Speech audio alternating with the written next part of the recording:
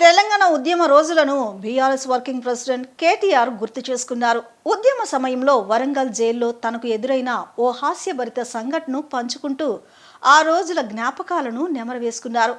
ఉద్యమంలో పాల్గొన్న కార్యకర్తల త్యాగాలు, ఎదుర్కొన్న సవాళ్లు ఎప్పటికీ మరువలేనని పేర్కొన్న కేటీఆర్ క్లిష్ట పరిస్థితిలోనూ అలాంటి సరదా సంఘటనలు అందరికీ ధైర్యాన్ని, ఉత్సాహాన్ని ఇచ్చేవని ఆయన అన్నారు. ఆయన చేసిన ఈ వ్యాఖ్యలు ప్రస్తుతం రాజకీయ వర్గాల్లోనూ సోషల్ మీడియాలోనూ ఆసక్తికర చర్చకు దారితీస్తున్నాయి.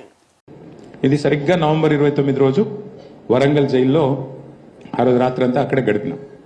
పాపం జైలర్ గారు మంచోడు. ఆయన జైలరు, అక్కడ ఉండే సిబ్బంది అంతా చాలా సానుభూతితో ఉన్నారు. తెలంగాణ రావాలి కదా సార్, తప్పేమున్నది సార్. పాపం వాళ్ళు చాలా బాగా చూసుకున్నారు. చూసుకొని సార్ మీరు సెల్లో ఎందుకు పంటారు, మీరు హాస్పిటల్ పండుకోండి అన్నాడు. సరే మీరు ఎక్కడ చెప్తే అక్కడ పండుకుంటే, జైల్లో ఉన్నాం ఏం చేస్తాం, ఎక్కడంటే అక్కడ పడుకున్నాం.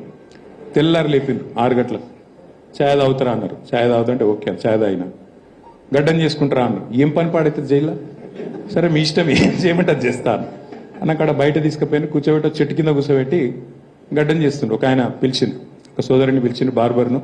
ఆయన వచ్చిండు, గడ్డం చేస్తాను. ఇది ఎట్లాంటి పరిస్థితి మీరు ఒకసారి గుర్తు తెచ్చుకోండి. రాజశేఖర రెడ్డి గారు చనిపోయి 4 నెలలైంది సరిగ్గా. కేసీఆర్ గారు నిరాదీక్ష కూర్చున్నారు. ఒక ఉద్విగ్నభరితమైన వాతావరణం రాష్ట్రం అంతా ఉంది. తెలంగాణ కావాలని, తెలంగాణలో వద్దని ఇంకో చోట, అట్లాంటి పరిస్థితున్న నేపథ్యం అది. ఆ గడ్డం గీస్తా ఉన్నాడు ఆయన. ఆ సోదరుడు గడ్డం గీస్తున్నాడు. ఏదో ఒకటి ముచ్చట పెట్టాలి కదా. గడ్డం గీస్తున్నప్పుడు ఏం ముచ్చట లేకుండా ఎట్లుంటుంది. సరే గడ్డం గీస్తుంటే ఏ ఊరు తమ్ముడు అన్నా. కరెక్ట్ కత్తి ఇక్కడ ఉంది. పులివెందుల సార్ అన్నాడు. ఇక ముచ్చట బంద్. అడిగి ఏం మాట్లాడుతావు ఇంకా. అప్పుడే రాజశేఖర రెడ్డి గారు చనిపోయి 4 నెలలైంది. మనం తెలంగాణలో లొల్లిపెట్టి మనమేమో ఆగమాగం చేస్తాను. ఆ సోదరుడు పులివెందుల ఏదో మర్డర్ కేసులు అరెస్ట్ అయ్యి జైలు ఉన్నాడు.